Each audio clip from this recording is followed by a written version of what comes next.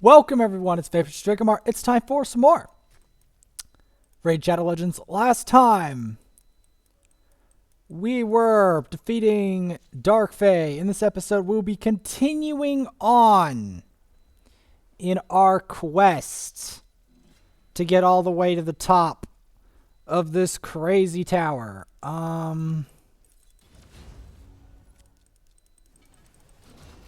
Will this be easy? Almost certainly not. Am I determined to do it? Yes.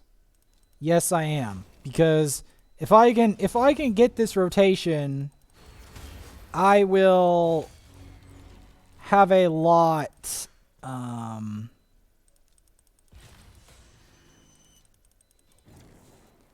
will have a lot of renown for it.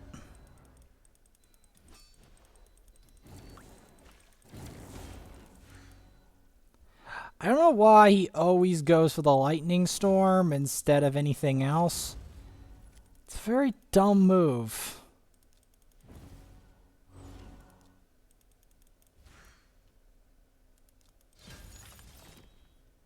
Ooh, that was spicy. We just got Tyrell. There's a reason you want to decrease his attack, because this guy actually hits hard. Believe it or not. Okay, since we've got more force, we're going to match force with force, and we're going to swap out... I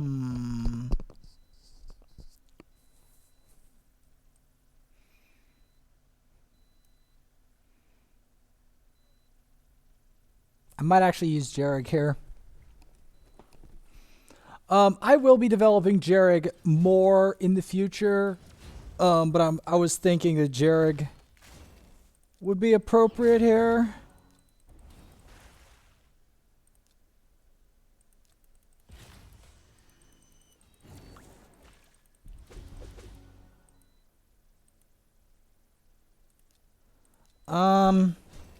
Yeah, so we're gonna continue up this account because this is the account that had the rest of its accounts get up to the top. So if there's any account I want to prioritize in beating the 3 rotations, if there's any account that I want to get to the top as a priority, if there's one, it's this one. Because it's already done 1.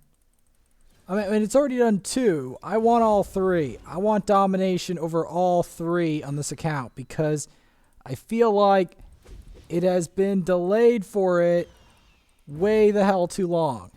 It has been way too long since...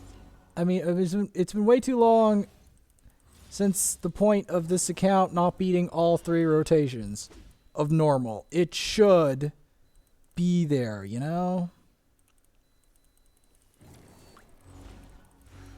You know what I mean? The fact that it is not beaten all versions of normal is a bit sad. That's all I've got to say. It's a bit sad. Because, like...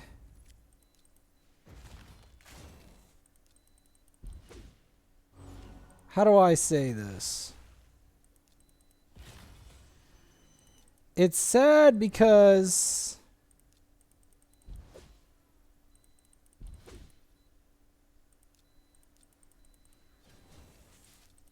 of how old this account is, honestly. I feel like it should have conquered all of the Doom Tower rotations and hasn't. That was genuinely depressing. Like, genuinely.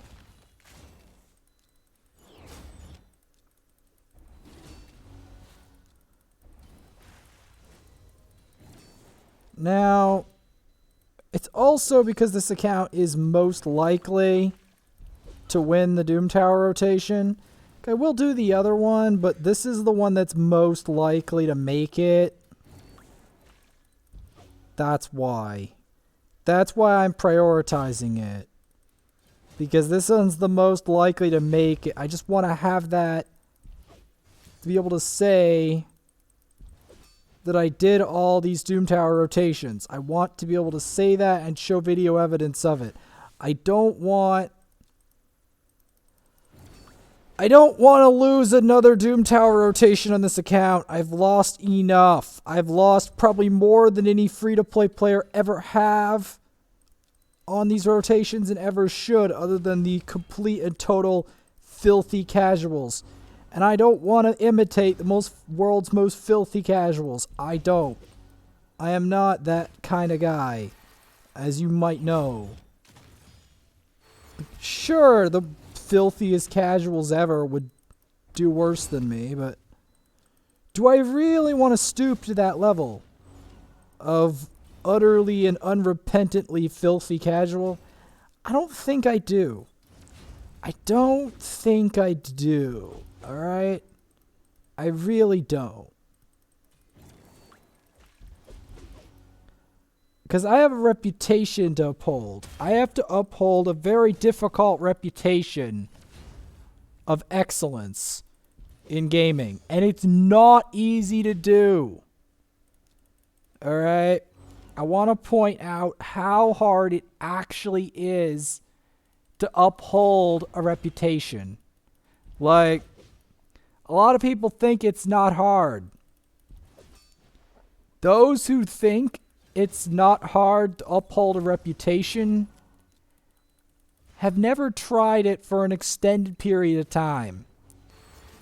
Because the truth is, the hardest thing in life to really gain is to gain and maintain a reputation. That is something that a lot of people don't realize, is that is actually the hardest thing to do ever. Pretty much. Because basically, every day, when you're trying to maintain a reputation, other forces are seeking to rip it apart. So then you have to maintain it. Okay, this we definitely need.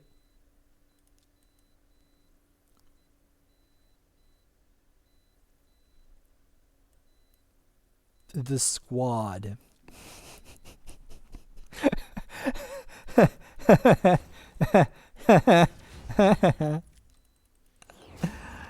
Oh boy. The squad.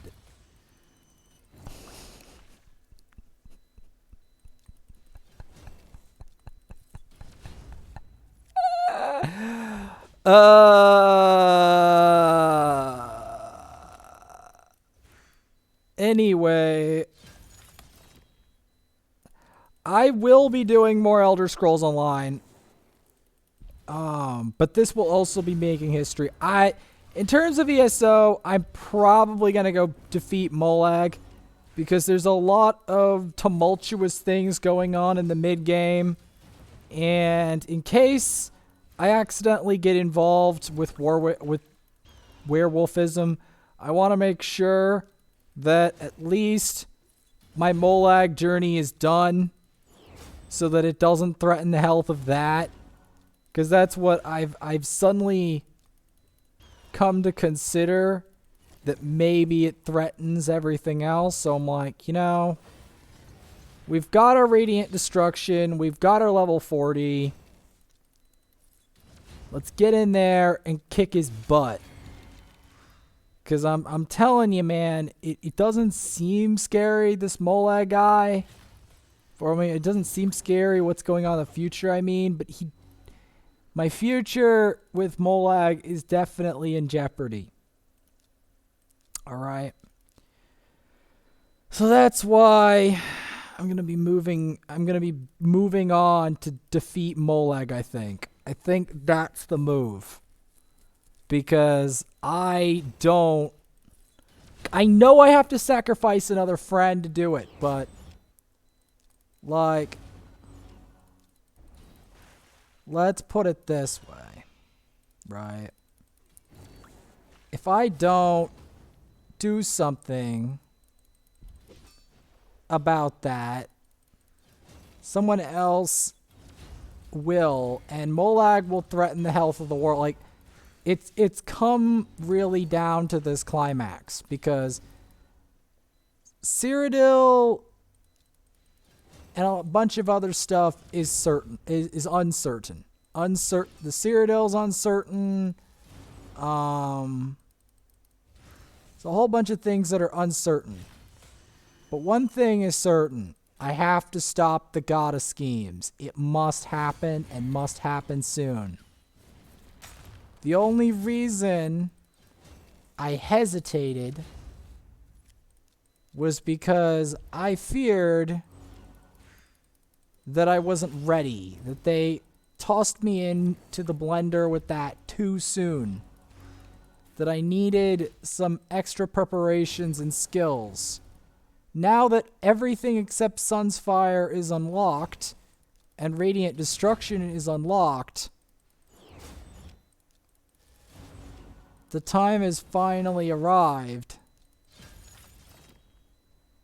that I need to strike now and strike hard.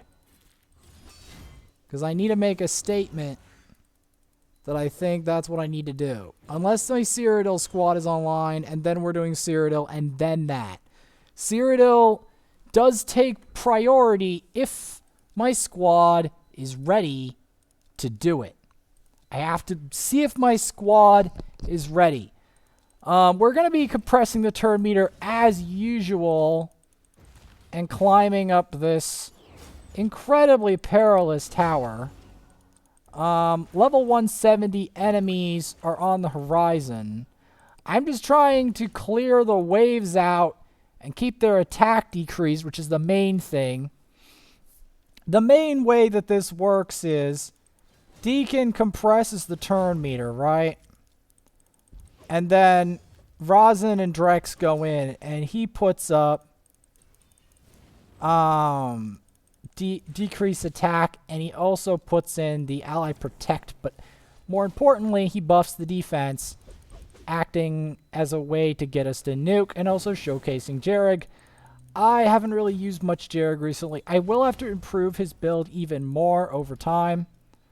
Jarrig is very powerful. I don't think I'll necessarily put him in the advanced Bommel. I have a team for advanced Bommel. And there's a very specific member that I'm going to be putting in there to ensure that we defeat him, hopefully. Because advanced Bommel is not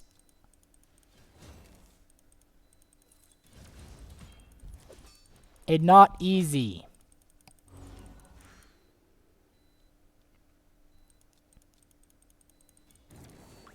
Because that's what we're coming up at. Advanced Bommel. There's a reason I'm decreasing his attack specifically. Because here's the thing. Brachus the Shifter hits like an absolute truck. And for those of you who don't know, he also has a revive mechanic on top of hitting like a truck. Okay, he didn't do it that time, but just trust me. I don't want him hitting as hard as he can on my poor team. I don't. Because it can lead to some very disastrous incidents happening. Incidents that I don't want to record or show. Because here's the thing. Although it looks like I'm in a perfectly safe place, these enemies can explode at any point in time. And it can be very dangerous. Thankfully, it's not the case for now. But know that these enemies are primed to murder. Okay? Know that. And we'll be doing this other floor later, and I'm glad that I have at least some damage dealers on my side to deal with that floor. Because it's going to be a long floor.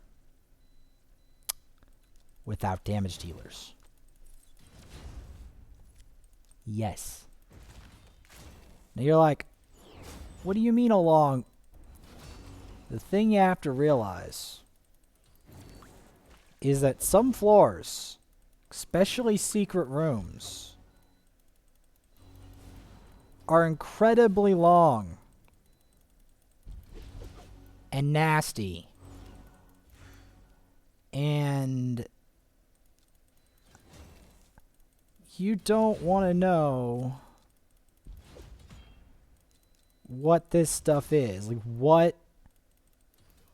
what these enemies are truly capable of if they get going. Because trust me, they're capable of some very, very painful stuff. Thankfully, my accuracy is high enough that that didn't matter. Okay. We're going to want to go for at least one of these guys. Get them out of the picture. Get the Angars out of the picture. As I don't need him being a problem. Okay, good. We removed his buff. Removing his buff is going to dramatically increase our odds of going quicker. And I need to go quicker because time is not on my side after doing all of that Elder Scrolls Online. Elder Scrolls Online, for those of you who don't know, eats time like crazy. It does, because there's so much to do in the game, so much improvement to have, so many people to fight. There is still hard content in that game. You just have to know where it is, because the game is huge. Okay, well then. Looks like we're reinstating the Spirit Affinity Extermination Squad.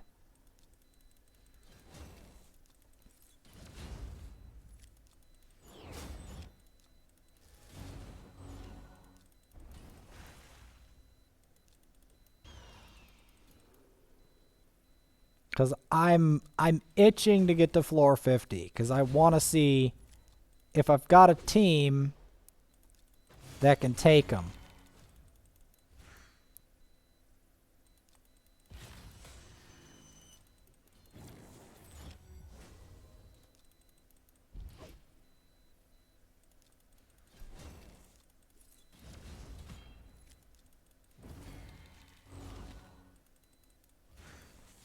I want to try to get him low to try to lock his skills out potentially.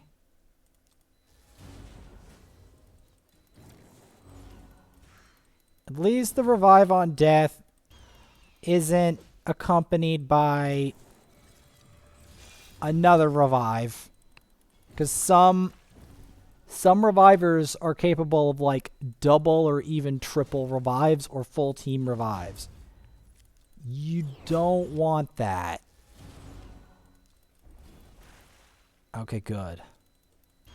Now we just have to deal with the Bragos and we're in the free. Granted, Brago is a massive pain in the butt, but we'll see what I can do. The reason I say Brago's a pain is because he actually smacks like an absolute cannon, has a triple defense buff, and he has a decreased attack. Like, he has a whole arsenal of things. Okay, what are we gonna do here?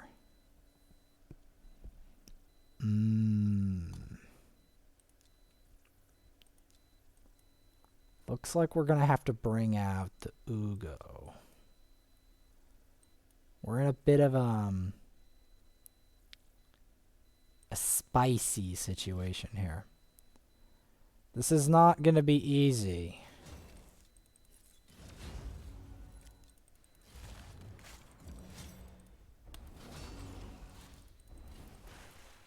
You're like, what's not easy about this? Well, I'll tell you. What's not easy about this situation, consider the following. So,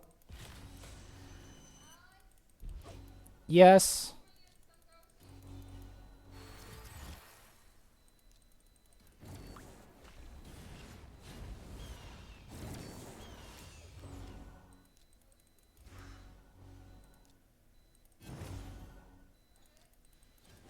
So the bombs didn't cleanse up. That's going to be a problem. Regardless, we're going to want this guy dead if we can help it. Because you don't...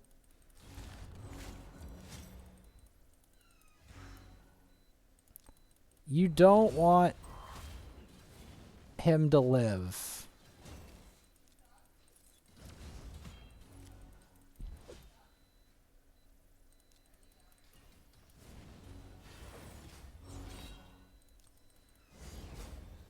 Main thing, get rid of the martyr, and the rest of them will fall.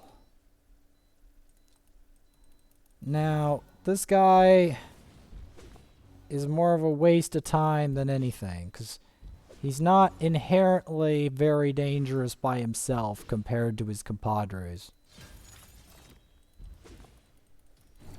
His compadres are twice as dangerous as he is. A nuisance, yes, but he's not built right to really be a problem.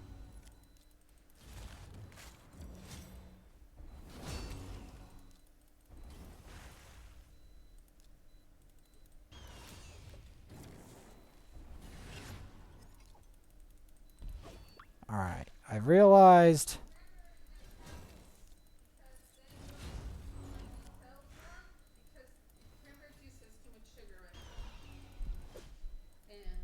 So now I've finally cornered the Scartosis. What's a Scartosis? And now... What is Scartosis? This is the big challenge. Now you're like, Vaporsmith, what on earth is the challenge about this? I'm gonna tell you. I am taping, and I'm telling them about this. This boss.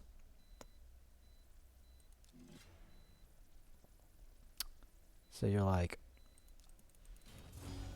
Vaporsmith, what's scary about this?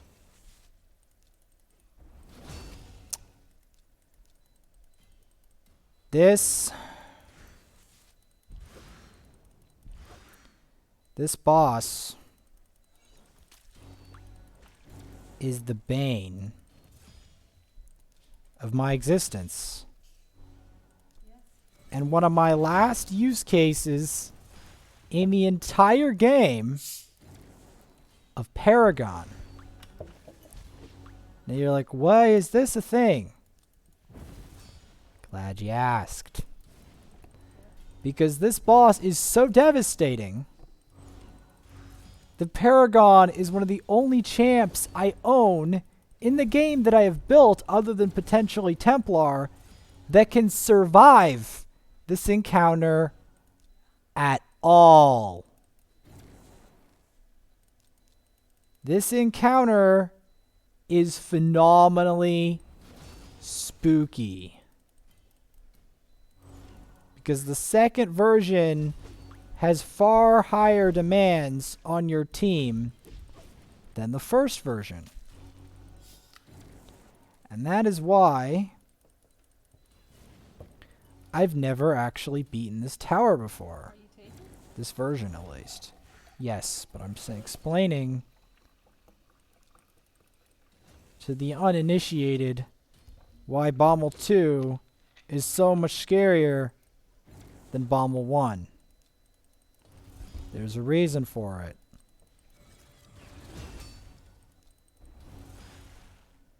And the reason, well, there's a number of reasons. First off, it's because of these dumb lizard enemies. Because they decrease your max HP a lot.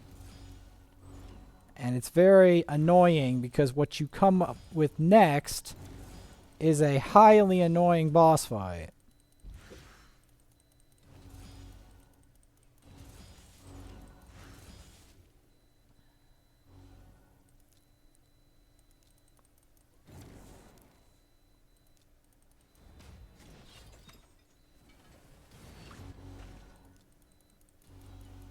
That is the reality of the matter.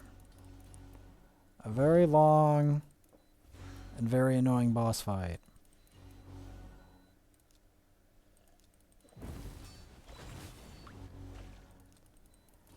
We're going to try to maintain decreased attack on him the entire time.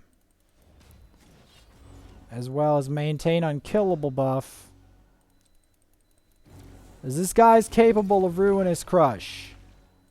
He's not a pushover by any means. He is extremely problematic.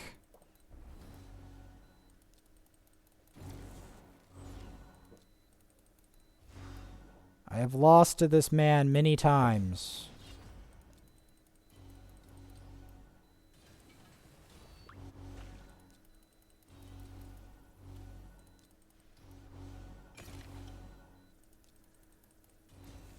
This guy,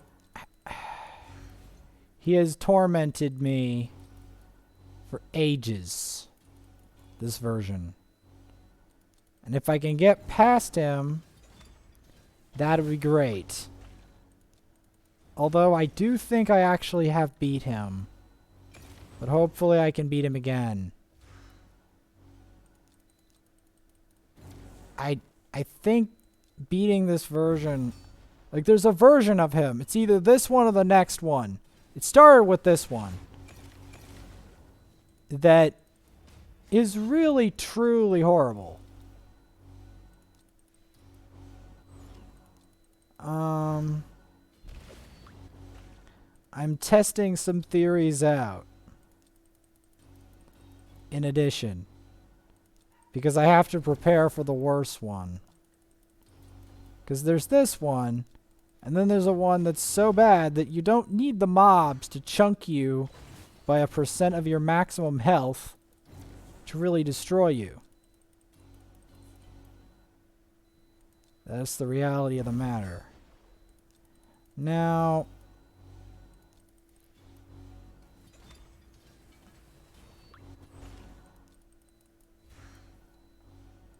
the reason I say this, it's hard to explain how much of a buff this guy gets at one point. There's a point where he gets such a buff. Like, I don't even think my second account can beat this guy. Period. At some point, at this version, at some point of the alternate versions, he just takes over and destroys. I'm gonna go and sort the groceries because I just bought a bunch. Yes, but you think I'm jesting. No, This version, bring in groceries. this version is not fun. Now there is several ways around it, including bombs themselves, the debuff. I don't have that luxury. So Paragon here is the backup.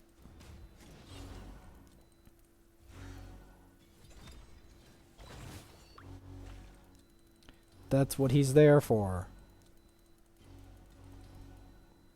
He's there to be the backup if all else fails. That's what he's there for. These short fuse bomb debuffs are very dangerous. This version is extremely dangerous. I am highly fortunate to beat that first try. And I doubt my second account can do that. Highly doubt it.